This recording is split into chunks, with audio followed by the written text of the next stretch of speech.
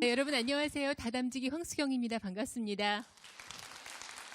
네, 계절이 그 사이에 바뀌어서 봄이에요. 다음 주부터 이 서울에서는 벚꽃 축제가 시작된다고 하는데, 그런데 이렇게 자연의 신비는 사실 식물에만 해당되는 것이 아니어서 우리의 건축물도 그 자연의 신비를 느낄 수가 있습니다. 이 건축물이 사실 자연 한가운데 있을 때, 자연의 일부일 때 가장 빛이 난다, 이렇게 말씀하시는 건축가가 있으세요. 사실은 이 건축물이 사유재산임이 분명할 텐데도 자연처럼 우리 모두가 함께 봐야 하고 함께 즐겨야 하고 또 공유하는 공동의 재산이다, 이렇게 열려있는 조화로운 건축 철학을 가지신 분이신데요. 자, 오늘 2018년을 여는 3월 다담 무대에서는 아르키움의 대표 건축가 김인철 교수님을 모셔서 정말 이 건축이 자연 속에서 어떻게 하면 조화로울 수 있는지, 그리고 우리의 일상과 삶을 다 담아내면서 우리에게 멋진 풍경을 만들어주는 건축에 대해서 자세한 얘기 나눠보도록 하겠습니다. 자, 아르키움의 대표 김인철 교수님 따뜻한 박수로 환영해 주시기 바랍니다.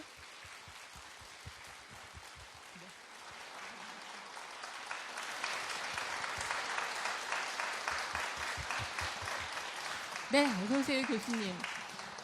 사실 뭐 드라마나 영화에서 사실 이 건축가 굉장히 낭만적이고 여성들의 마음을 설레게 하는 그런 직업이잖아요. 아, 그렇죠. 예, 그렇죠.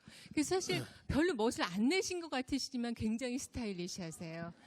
신경을 쓰신 거죠, 좀? 아닌데. 아니에요? 네, 그냥 평소에 입는 옷인데. 아, 평소에. 네. 그러니까 평소에도 항상 이렇게 입으신다. 우리 그 김인철 교수님의 작품이 뭐 전국 방방곡곡뿐만이 아니라 세계에도 굉장히 많은데요.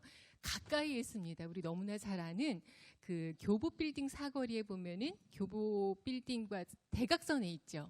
그 일명 땡땡이 빌딩이라고 하는 빵빵에 얼반 하이브라고 하는 구멍이 뻥뻥 뚫린 그거 지켜보다가 저는 사고 날 뻔했던 적도 있어요. 무슨 저런 건물이 다. 네. 구멍이 몇 개죠? 한 3,800개인가요? 3,371로 아. 알고 있습니다. 저도. 아. 저도 세어보지는 않았어요. 네네. 그 설계한 친구가 네. 그렇다고 그래서 네. 그런가 보다라고 하죠. 그러니까 저기를 한번 들어가 보고 싶었는데 이게 그 재밌긴 할 것 같은데 용기가 안 나서 못 들어가 봤어요. 누구나 자유롭게 드나들 수 있는 빌딩이죠? 네, 저 건물은 어떤 그 전용 그 건물이 아니고 네. 그 임대용으로 각 층이 다 임대를 하는 건물이에요. 아, 그러니까 그 누구나 그 저 건물에 용무가 있듯이 들어가면 네. 아무나 들어가 볼 수 있는 그런 건물입니다. 그 로비도 이렇게 뚫려 있고 누구나 들어가서 정말 그 빛이 어떻게 들어오는지도 한번 느껴보실 필요가 있는데, 이게 강남에 사실 이제는 랜드마크가 됐어요. 그래서 대한민국의 대표 건축가이신데 최근에는 좀 색다른 작업을 하셨어요. 그 평창 눈꽃 축제에서 그 조각전 시장을 다 이렇게 설계를 하셨더라고요. 근데 그게 저는 기사를 보면서 아, 이런 것도 건축가가 하는 일이었나 이렇게 좀 궁금했었는데, 늘 하셨던 작업이세요? 아니면 좀 색다른 일이셨어요? 이게 조금 설명이 필요한데요. 네. 그 대관령에서 이제 그 동계올림픽이 이번에 열렸잖아요. 네. 그러니까 동계올림픽이 유치가 결정이 되고 나서 그 이 횡계리 마을에서는 이제 매년 한 10년 전부터 했다고 그러는데 그 축제를 이렇게 마을 주민들이 자치적으로 했었대요.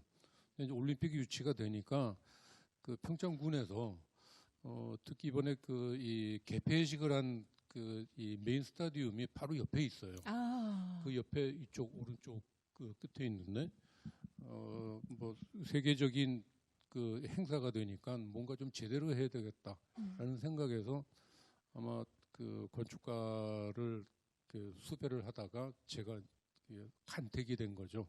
그래서 그렇게 했는데 하여튼 작년에 연습을 한번 하고 네. 올해 이제 한번 본격적으로 한 건데 그 2년 동안 제가 평생 볼 눈은 다 본 것 같습니다. 오늘 저희 앉아서 정말 우리 삶과 일상과 그리고 인생을 다 담아낼 수 있는 그런 건축 풍경에 관한 얘기 자세히 나눠보도록 하겠습니다. 자, 자리로 모시겠습니다. 박수 한번 보내주세요.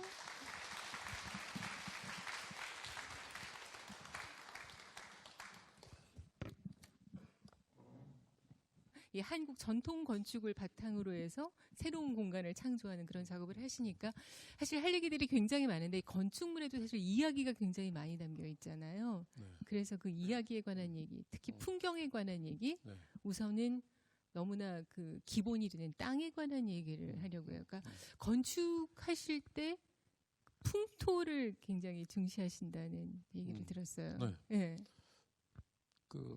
이 건축이 그 창작 작업이다라고 그렇죠. 이렇게 네. 그 한다면 다른 그 창작 작업들하고 이렇게 큰 차이가 하나 있어요. 네. 뭐냐면 다른 작업들은 뭐 오선지에다가 하거나 뭐 캔버스에다 그리거나 원고지에다 쓰거나 하는 거지만 네. 저희는 땅에다가 하는 거거든요. 그렇죠. 그러니까 땅하고 하는 작업이 건축 작업이 갖는 가장 큰 특징이라고 생각을 해요. 네. 그렇기 때문에 어떤 땅인가에 따라서 그 건축도 어떤 건축일까가 정해지는 것이니까 네. 그 건축을 시작할 때는 항상 나는 그 건축가는 그 땅을 어떻게 읽겠다라는 거를 이제 정해야 되죠. 그렇죠. 네, 그러기 위해서는 이제 그 건축가가 생각하는 이 땅과 건축의 관계를 어떻게 맺게 하겠다라는 네. 거를 이제 하려면 이제 땅을 읽어야지 되죠. 그러니까 지금 이 땅을 읽으신 이 평화로운 건축물이 사실 캄보디아에 있는 거죠. 예, 네. 캄보디아에 있는 원불교 교당이에요. 예. 근데 저 건물은 그 열대 지방에 지은 건물인데 네. 에어컨을 하질 않았어요. 어. 그냥 그리고 유리를 한 장도 쓰지 않고 집을 지어서 그러니까 다 열려 있는 거죠, 지금. 다 열려 다 있습니다. 열려요. 벽이 저렇게 그 있지만 안에 빛이 나오는 것처럼 네. 저 벽들이 다 구멍 뚫린 벽돌로 만들어져 있어요. 그러니까 안과 밖의 구분이 없이. 한가밖에 구분이 없이. 근데 그게 열대 지방에 이제 건축 건물을 설계를 하게 됐을 때 처음 생각했었던 거는 그 당연히 에어컨을 그렇죠. 한다는 걸 네. 전제로 했죠. 근데 생각을 해보면 에어컨디셔너가 우리의 일상생활에 들어온 게 50년이 되지 않아요. 아, 그런가요? 네. 근데 그 전까지는 네. 에어컨 없이 열대 지방에서 살았단 말이에요. 그렇죠. 그렇죠. 그러니까 무슨 방법이 있었겠죠, 살 수 있는. 음. 그게 뭘까라고 생각하니까 그냥 그늘을 하나 만들어주면 자연의 대류 현상이 생겨서 네. 가만히 있어도 시원해요. 그늘 풍토를 연구를 하시는 그렇죠. 거죠. 네. 네. 그래서 올해 또 그 원불교가 그렇게 재정적으로 풍조가지도 않았을 네. 뿐만 네. 아니라 굳이 에어컨을 하지 않고도 쓸 수 있겠다라고 해서 이제 만들었었던 게 이제 저 건물입니다. 네. 근데 사실은 오늘 저 건물을 설명하려고 하기보다 네. 왜 저런 건물을 만들었는가라는 이야기를 이제 드리고 싶은데 사실 저 캄보디아를 저 건물을 짓느라고 이제 가서 처음에 이제 땅을 조사를 하고 그다음에 캄보디아의 전통 건축도 살펴보고 여러 가지 이제 캄보디아에 대한 공부를 하면서 했는데 저게 그 위치가 앙코르와트가 있는 시엠립에서도 네. 한 2시간 정도를 태국 쪽으로 올라가야 되는 지방 도시예요. 네, 네. 근데 거기를 가는 길이 내내 이쪽 그 왼쪽에 보이는 여러분들 입장에서 보면 왼쪽이죠. 네. 왼쪽에 보이는 저런 풍경이에요. 음. 근데 저걸 보는 순간에 제가 하나 이제 그동안에 풀지 못한 숙제를 하나 풀었는데 아나운서시니까 네. 말을 이렇게 주로 이제 전문으로 다루시잖아요. 네. 그 파란 하늘이 맞아요? 푸른 하늘이 맞아요? 둘 다 맞습니다. 둘다 예, 맞죠. 파란, 푸른 뭐 근데 블루와 그린은 분명히 다르잖아요. 그렇죠. 그런데도 왜 우리는 그걸 섞어서 쓸까요? 아, 별로 구분하지 않고 쓰거든요. 그렇죠. 그 이유가 네. 설명이 돼요. 이쪽 그 지평선이 있는 데는 이분법으로 블루와 그린이 나누어져요. 근데 저쪽은 우리나라 풍경인데 네. 저 어디까지를 그린이라고 그러고 어디까지를 블루라고 해야 돼요. 경계가 없죠. 그렇죠. 블루와 그는 그린에. 개인적인 판단에 그러니까 따라서. 그냥 내 느낌에 파랗다거나 푸르다거나 뭐 푸른 신호등, 파란 신호등과 그렇죠. 마찬가지로 블루와 그린을 구분하고 쓰지 않고 있는 이유가 우리 언어가 굉장히 이렇게 그 형용어가 발달한 굉장히 언어인데도 발달했죠. 그렇게 네. 구분하지 않는 이유가 네. 우리 땅이 그렇게 생겨서 그래요. 아, 그래서 그 땅에 대한 그 땅이 결국 그 땅에 사는 생활 방식을 결정을 하고 그 생활 방식이 결정됨으로 해서 우리들이 공간을 인식하는 네. 감각 자체가 우리식으로 이렇게 정해지는 거예요. 그럼 우리나라 전체 그 국토의 네. 그 풍토를 다 연구했다는 뜻인가요, 지금? 대동여지도죠. 네. 김정우가 그런 대동여지도인데 저기에 보면 굉장히 주름이 많은 땅이에요. 그러니까 그 뭐 히말라야처럼 높은 산도 아니고 네. 또 이렇게 뭐 그랜드 캐년 같은 깊은 계곡은 아니지만 네, 네. 고만고만한 게 구름과 골짜기가 계속해서 반복되는 게 우리 땅이에요. 근데 저런 땅은 어느 위치에 가더라도 예. 다 풍경이 다르게 돼요. 그러니까 여기서 보거나 경상도가 다르고 전라도가 그렇죠, 다르고 그렇죠. 경상도에서도 어디가 다 다르죠. 우리는 왜 이렇게 고향 사람을 만나면 굉장히 반가워하잖아요. 그렇죠. 그게 뭐냐면 같은 공간 경험을 공유하고 맞아요, 있다는 맞아요. 거예요.